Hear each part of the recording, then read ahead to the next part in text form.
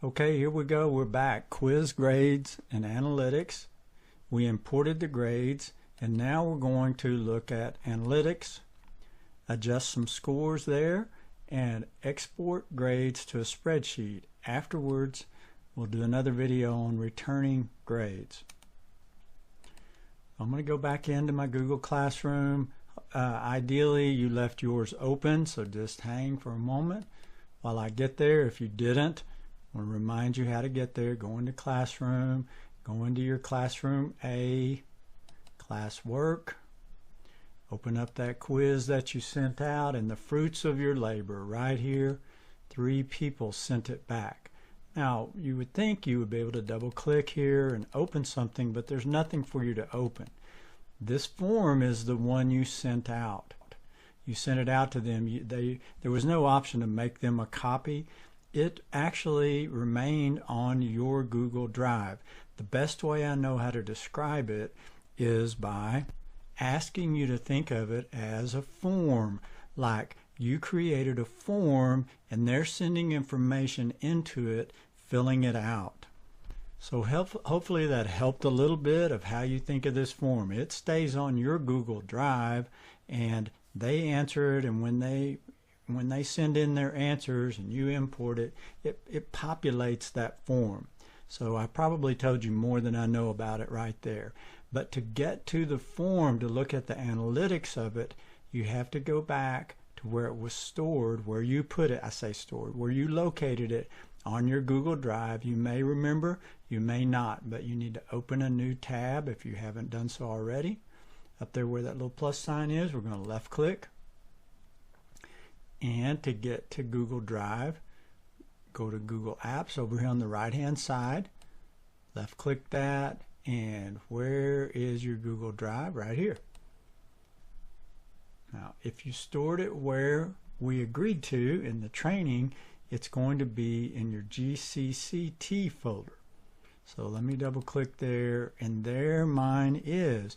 You may have put yours on inside your files, but it should be right there. So you're going to want to open that up.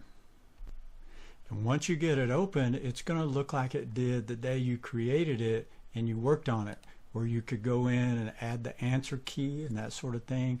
But we're done creating the quiz, and we don't want to modify it because it's going to change it, and it'll change it for the next people taking it.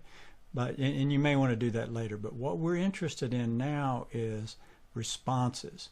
Up here at the top, you see those 3 responses. We're going to look at how the students responded. There's 3 different views here. You have summary, and since we only have 3, it's not a very good sampling. I just did it for illustration purposes. We have multiple students with multiple grades, the average, median, and the range. Here's one that could be helpful if you had time to look at it, which I'm sure you do, and I did, kinda. You can see they're having problems on some of the same questions. Nobody got these questions right. Only one person got that one right. Here's an opportunity to release scores. We don't want to do that just yet. We don't want to do that, and I don't do it from here anyway. You may want to later, but not right now, please. So let me remind you again right here, your grades, a few of you, may not match this exactly. If they don't, just continue watching the video and you'll see what you need to do here in a minute. For those of you who matched, awesome, you'll be right on track. So there's the scores again, there's the people and what they made on those quizzes. And right here you can see who made what.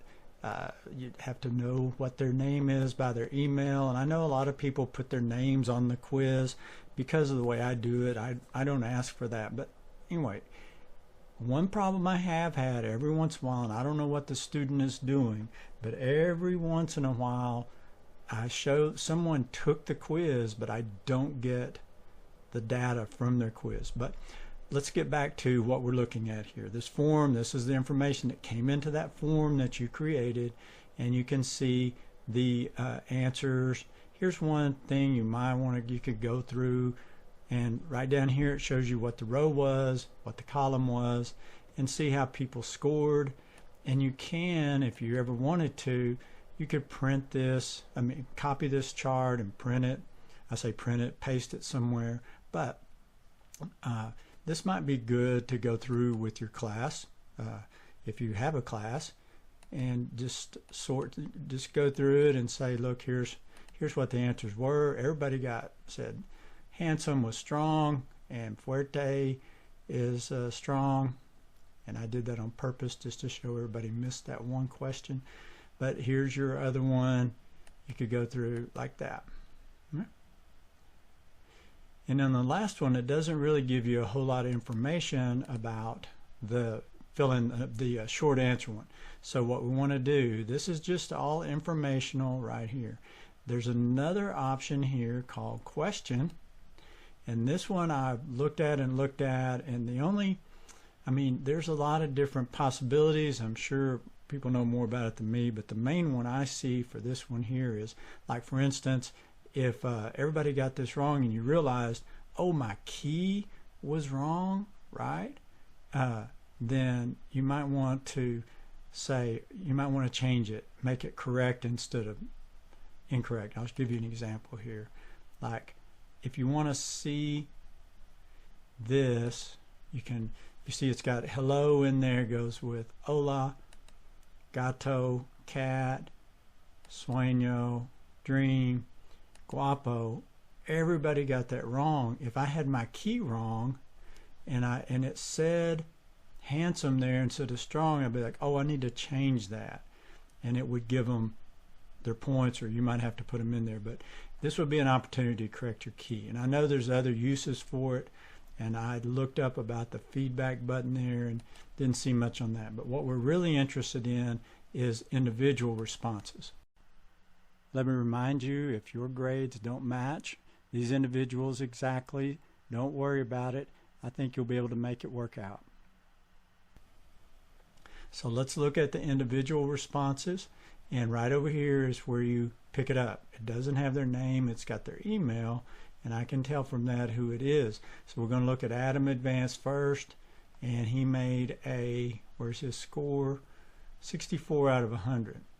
So we're looking at his responses. Yeah, he missed that, he missed that, he missed that, he got that.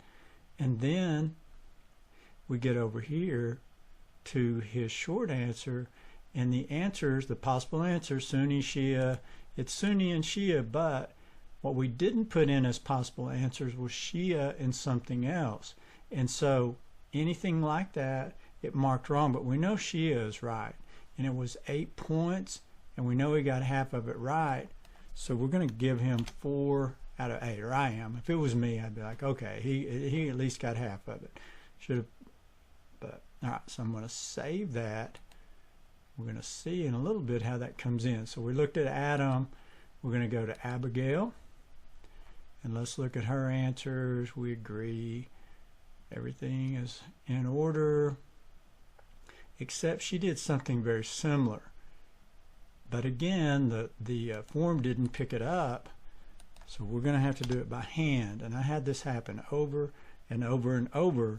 So you might want to think about giving a short answer and letting the quiz grade it, or the forms grade it, because we're going to look at Betty Bookworm. Let's see what she did.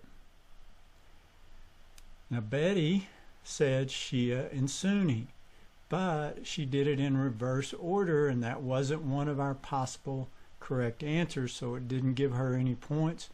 I'm going to change her, give her 8 points there. Now you got to save it. You have to save it. If you don't save it, it doesn't give them the credit.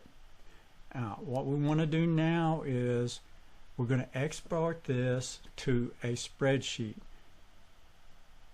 and we're going to do that in the next video. We're going to stop this one right here. We looked at the analytics, and then we're going to go and export it to a spreadsheet. If you want to leave this open, go ahead and leave it open. I just don't like these videos to run too long.